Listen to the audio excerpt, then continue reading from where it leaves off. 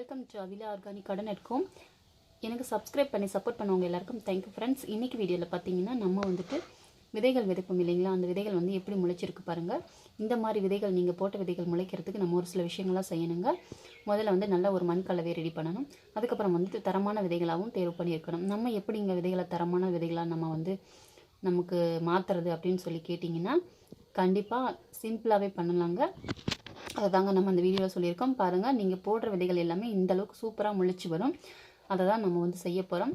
மண் கலவைன்னு பார்த்தீங்கன்னா நீங்கள் மண் கலவையில் வந்துட்டு தோட்டத்து மண், செம்மண், கொக்கோபீட் இல்லைனாலும் செம்மண், தோட்டத்து மண், செம்மண் இல்லைனாலும் தோட்டத்து மண், அதுக்கப்புறம் கண்டிப்பாக பயோ ஃபெர்டிலைசரத்தோடு சேர்த்துக்கோங்க.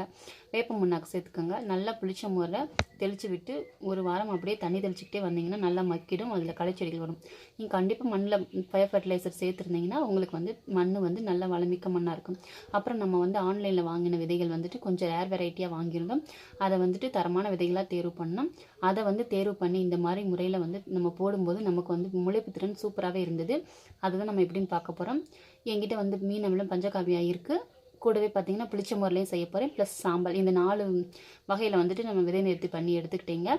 உங்ககிட்ட வந்துட்டு மீன் அமிலமும் பஞ்சகாவியம் இல்லைன்னா பரவாயில்ல, நீங்கள் புளிச்ச முறையிலே செய்யலாம்.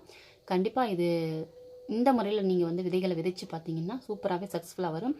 நீங்கள் எந்த விதைகளை விதைக்கணும்னு நினைக்கிறீங்களோ அதில் வந்து ஒரு 2 ஸ்பூன் எடுத்து விதைகள் நல்லா டம் ஆகிற மாதிரி போட்டு நல்லா வெயிலில் காய வச்சு எடுத்து வச்சுக்கோங்க. நல்லா காஞ்சதுக்கப்புறம் ஒரு 1/2 ஹவருக்கு அப்புறம் எடுத்துகிட்டு நீங்கள் போட்டிங்கன்னா பாருங்கள் எந்த அளவுக்கு வந்துட்டு சூப்பராக முளைச்சிருக்குன்னு பாருங்கள். மண் கலவையும் உங்களுக்கு தரமான மண் கலவையாக இருக்கணும். மெயினாக வந்து பயோ ஃபெர்டிலைசர் சேர்த்துக்கோங்க.